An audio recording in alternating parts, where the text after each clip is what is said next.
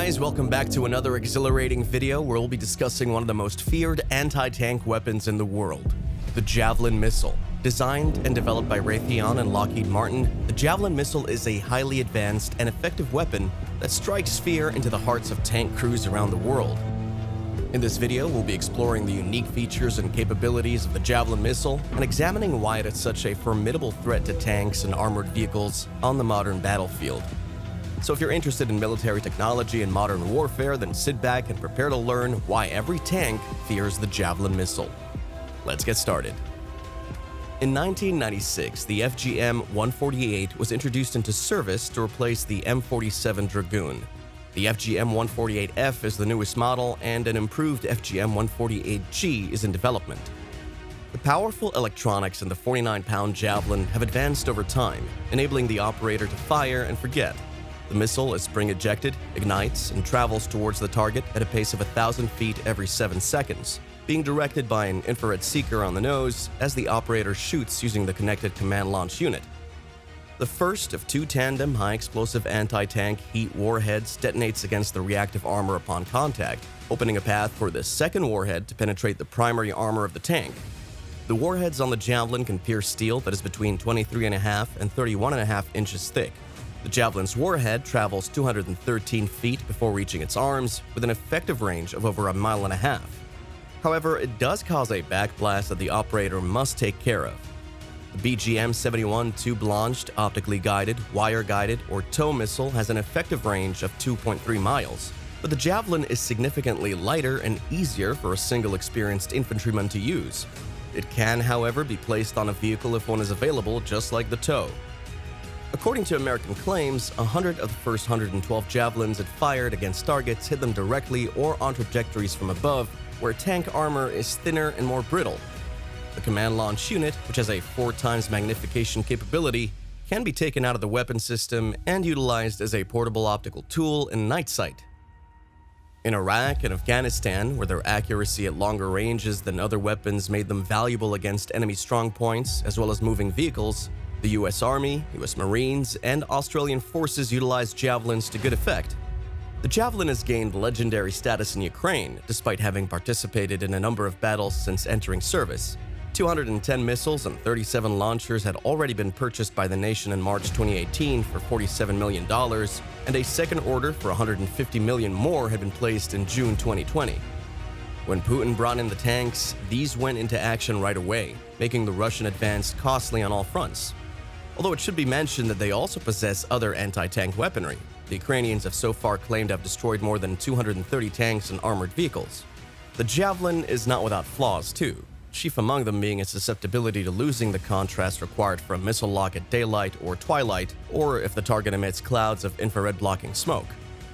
However, the main issue with the Javelins, according to Ukrainians, is that there never seems to be enough of them.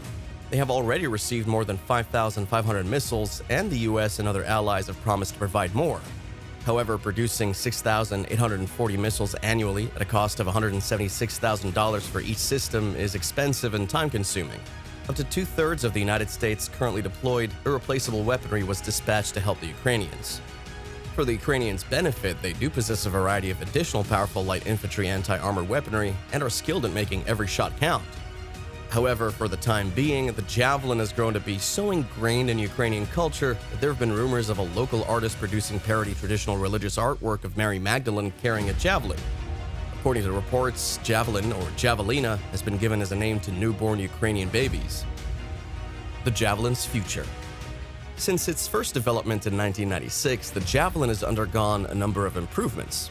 Let's look at 3 of the most significant ones.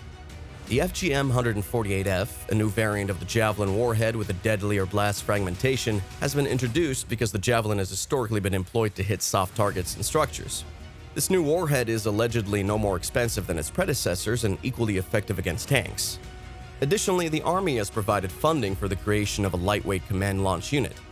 A new laser pointer, high-definition color camera, upgraded electronics, and IR sensors with increased range and resolution would all be included in the new launch system, which would reportedly be 70% smaller, weigh almost half as much, and have these advancements.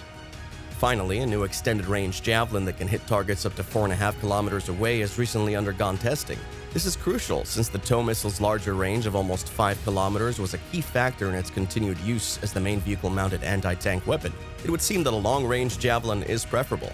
Javelins installed on vehicles are currently being deployed. The Army apparently experimented with a javelin-wielding Warhammer Bradley in the 1990s, but abandoned the idea. However, the US Army recently disclosed plans to convert half of its current Striker-wheeled APCs to carry javelins. The 30mm autocannons would be given to the other half. Prior to this, only specialized M1134 Strikers with tow launchers were capable of engaging tanks. The decision to load middleweight armored personnel carriers with efficient anti-tank missiles is similar to Russia's decision to arm its new generations of Boomerang, Kurganets, and T-15 Armata armored personnel carriers with lethal Kornet anti-tank missiles. The launch vehicle may quickly move out of harm's way after launching the Javelin, making it a more adaptable weapon than the previous TOWs. If the upgrade is put into place, even the lighter armored vehicles used by the United States will be able to fire anti-tank weapons and perform precision-guided missile attacks. What'll happen to the TOW missile, which is a heavier asset assigned to specialized anti-tank platoons, is an intriguing subject. The launch device is no longer physically linked to the missile, with the newer TOW-2B Arrow having a top-attack kinetic warhead and wireless guiding system, allowing the operator to move around while still guiding the missile onto the target. Although the TOW may no longer have the advantage in range, it still costs less at roughly $59,000, and is optically directed rather than infrared guided. The US military may therefore continue to use both weapon systems to prevent the effectiveness of any one jammer or countermeasure system and to maintain a less expensive long-range missile for combating the types of insurgent targets it still encounters in Afghanistan and Iraq. The Javelin, a US-made anti-tank weapon that's been so successful against Russian tanks that has developed an entire public iconography, is another weapon that's come to be associated with Ukraine's fight against Russia's invasion. So it must have been an odd sight to witness a Russian weapons contractor hauling one atop a US Army booth. So it goes at one of the biggest weapons exhibitions in the world. Here at the Naval Defense and Security Exposition in Abu Dhabi, United Arab Emirates, the sister exhibit of IDEX 2023, two nations on opposing sides of the ongoing crisis inside Ukraine stood practically side by side. Near the end of a lengthy cement pier, a dark blue structure with the word Russia written in capital letters stood out.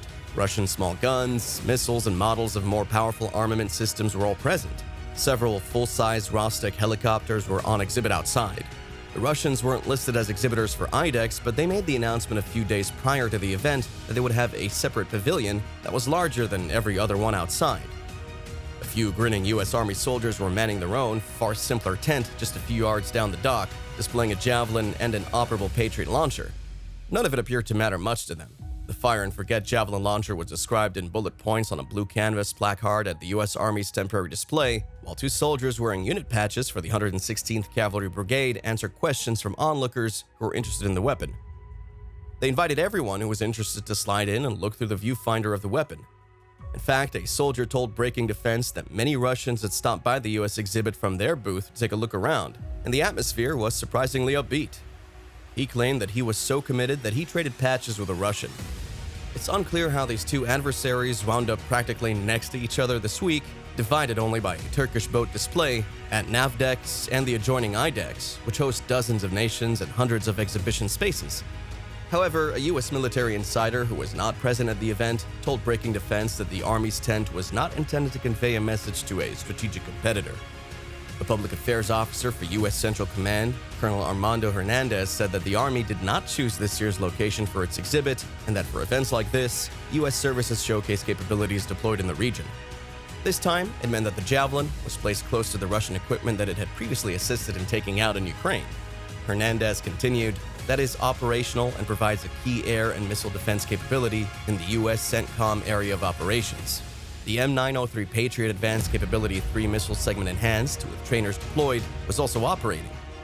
Future Patriot deliveries to the Ukrainians are planned specifically to provide defense against the type of weapons on display only a few yards away. International arms fairs make it possible for forces on opposing geopolitical echelons to collide. 1 year into the hottest war Europe has seen since 1945, it's just not all that unusual for two pieces of equipment that are directly utilized against each other on the battlefield to meet barely yards apart. And that's a wrap on our discussion of the Javelin missile, one of the most advanced and feared anti-tank weapons in the world. Let us know your thoughts on Javelin missiles in the comment section. We hope you found this video informative and interesting, and if you did, please consider hitting the like button and subscribing to our channel for more videos like this. See you in the next video.